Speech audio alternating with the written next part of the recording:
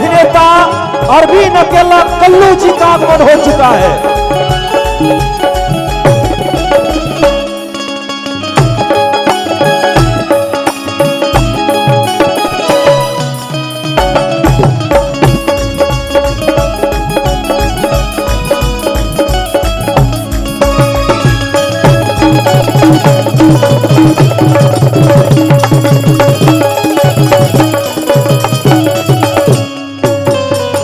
कल्लू भैया संगीत, पर्यटन एवं विरासत का अनोखा संगम है।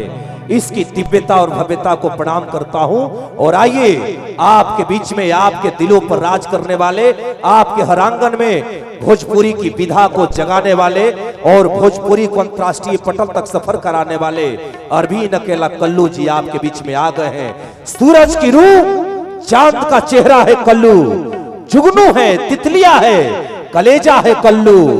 हे मेरे महादेव के नगरी वालों, एक बार जोरदार ताली बजाओ, भोजपुरी का आस्था है कल्लू। आपके बीच में अरविंद अकेला कल्लू भैया को मैं माइक समर्पित कर देता हूं और मैं यकीनन मैं बता दूं अरविंद भैया, अरविंद अकेला कल्लू जी कि आप तमाम सैकड़ों गीत को प्यार दिया, लेकिन जब ये शख्सियत भोजपुरी के सिनेमा पर्दा पर आया तो भोजपुरी को समृद्ध कर गया। आज पर्यटक विभाग ने वैसे भोजपुरी सुपरस्टार को बुलाया है। तो चलिए आप आदरणीय लोकेश भैया का स्वागत करते हुए अरविंद अकेला कल्लू भैया को मैं माइक समर्पित करता हूं। प्रेम से बोलिए शंकर भगवान की।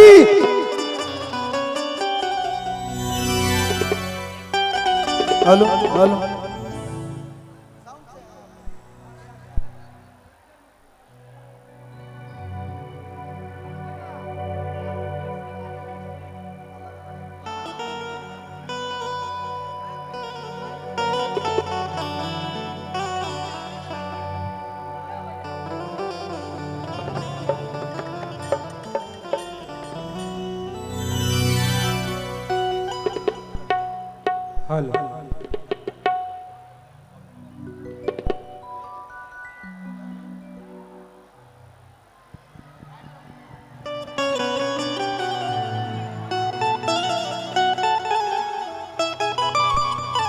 Hello hello hello hello hello hello hello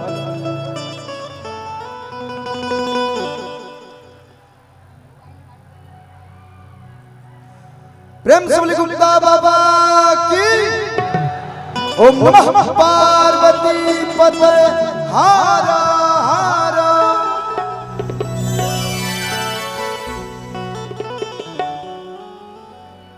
बड़ी सौभाग्य के बात बा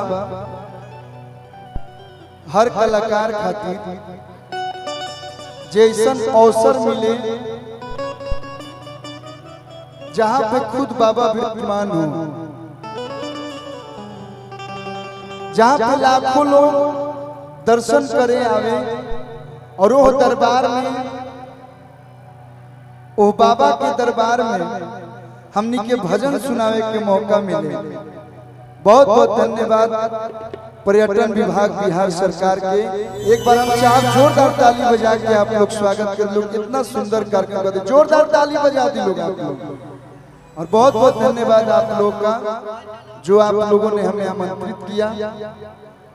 अभी इसके पहले हमारे भाई अंकुश राजा जी जो कि इतना जोरदार परफॉर्मेंस देके गए, अभी शिवानी सिंह जी आई हैं और भी बहुत सारे कलाकार आप लोग के बीच आए हैं। सबका स्वागत है।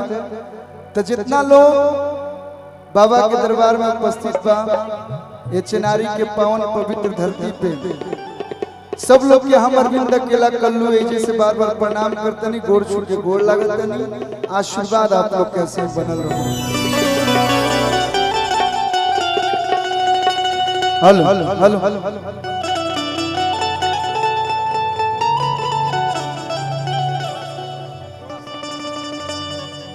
थोड़ा सा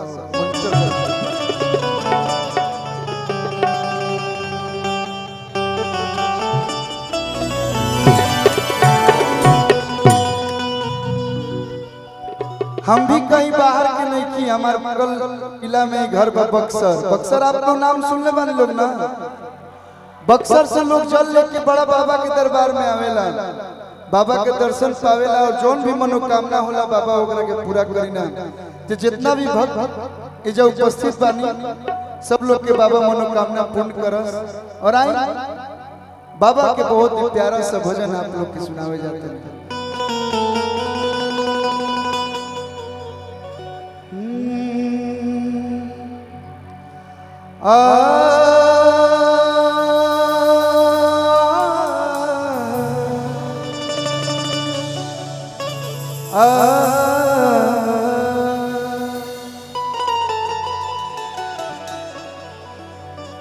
कि हमके यापन दास बनाला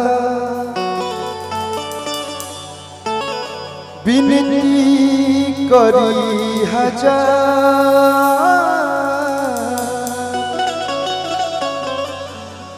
तोहर चरण के धूल से बाबा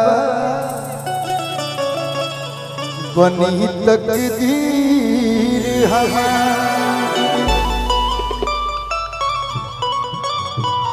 आज प्रांगण में जितना भी प्रशासनिक अधिकारी बनी सब लोग के स्वागत बा। बड़ी खुशी होती है आप लोग जब कार्यक्रम आयोजित करते हैं और आप लोग के सामने परफॉर्म करने का मौका मिलता है।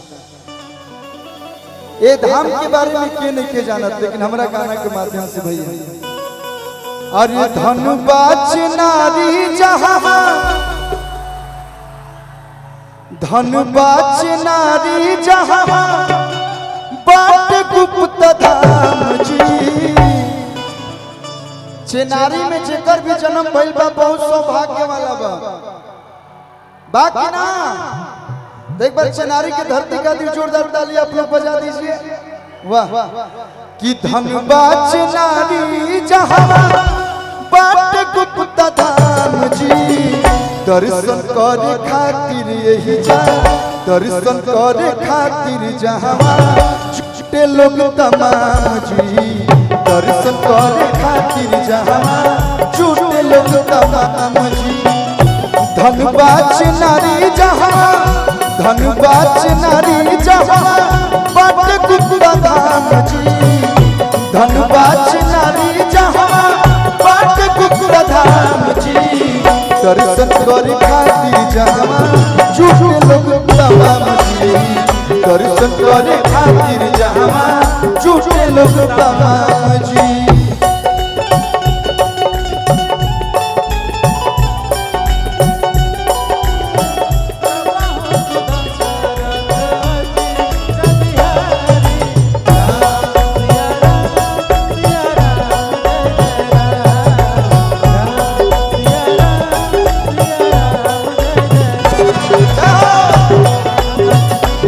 हेलो हेलो हेलो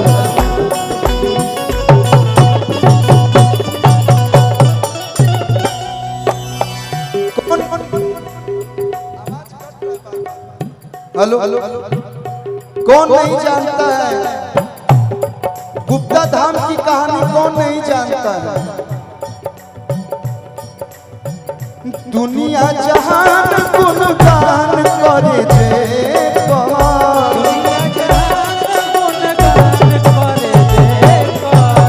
हमर तरफ से बखान बाटे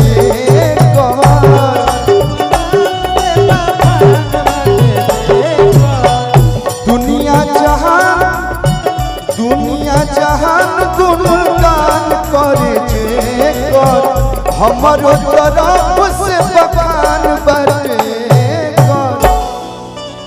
अरे की भक्ति भजन हमार होला आठ जाम जी।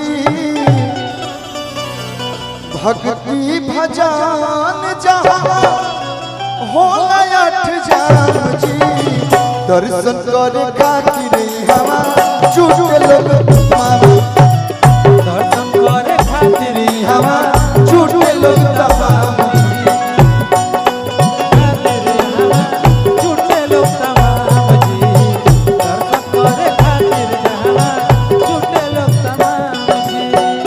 धनुबाच नारी जहां भैया यहाँ पे आके तो बस मन कर रहा है बस यही लाइन गाए। धनुबाच नारी जहां बाट गुप्ता धाम जी, धनबाद नारी जहाँ बाट गुप्ता धाम जी। दर्शन करे खातिर जहाँ जुटे लोग तमाम जी, दर्शन करे खातिर जहाँ जुटे लोग तमाम जी, दर्शन करे खातिर जहाँ जुटे लोग तमाम।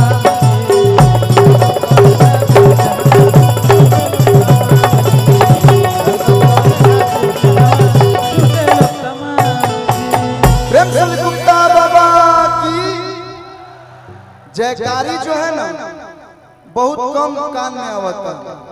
जयकारी ऐसा लागे कि चिनारी से लेके पूरा सासाराम, तारा चंडी, माई मुंडेश्वरी से लेके पूरा बक्सर, आरा, हर जगह तक सुनाओ कि ना कहीं कार्यक्रम हो रहा बा, गुप्ता धाम महोत्सव हो रहा बा, जहाँ पे कलुआ आप लोग के भजन गावता। प्रेम से बोले गुप्ता बाबा की। मेजर एगो बड़ा